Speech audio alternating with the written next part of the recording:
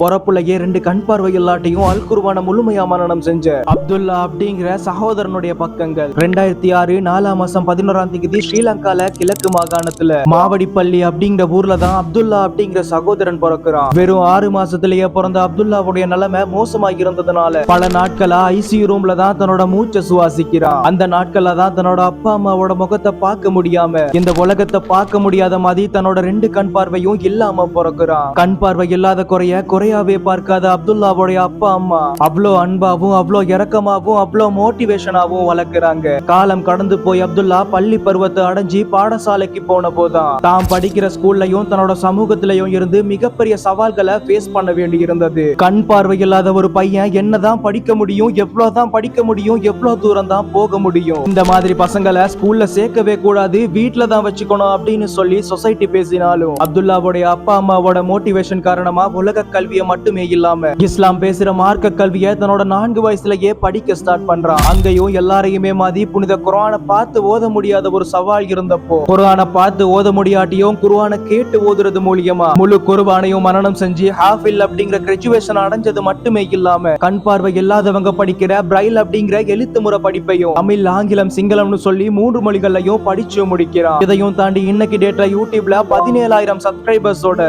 எல்லா சோசியல் மீடியாலையும் ஒரு ஜெனுவினான ஃபாலோவர்ஸோட ஒரு ஆன்லைன் மதரசாவையும் நடத்துறாரு. கண் பார்வை இல்லாம இருட்டா இருக்க உன்னோட உலகத்துல உன்னோட எதிர்காலமும் இருட்டுன்னு சொல்லி சொசைட்டி சொன்னப்போ அதே சொசைட்டில அதே இருட்டுல ஒரு வெளிச்சமான பாதையை உருவாக்கி அப்துல்லா சொல்றது என்னன்னா, என்னோட கண் பார்வை எனக்கு குறையே கிடையாது, எனக்கு கண் பார்வை இல்லன்றத குறையா நினைச்சேன்னா என்னோட வாழ்க்கைய குறையா போகிரும் ப்ரோ அப்படிங்கிறது தான். என்ன படைச்சு உலகத்துக்கு அனுப்பின அல்லாஹ் தஆலாக்கு என்ன எப்படி வாழ வைக்கணும்ன்றதும் தெரியும் ப்ரோ. அப்துல்லாவுடைய வாழ்க்கையில இருந்து நானும் நீங்களும் எடுக்க வேண்டிய ஒரு மிகச்சிறந்த படிப்பின குறைகளையும் கஷ்டங்களையும் காரணம் காட்டாம அதே குறைகளையும் அதே கஷ்டங்களையும் எதிர்த்து நின்று போராடி வெற்றி பெறுவோம் அப்படிங்கிறது தான் இன்ஷா அல்லாஹ்.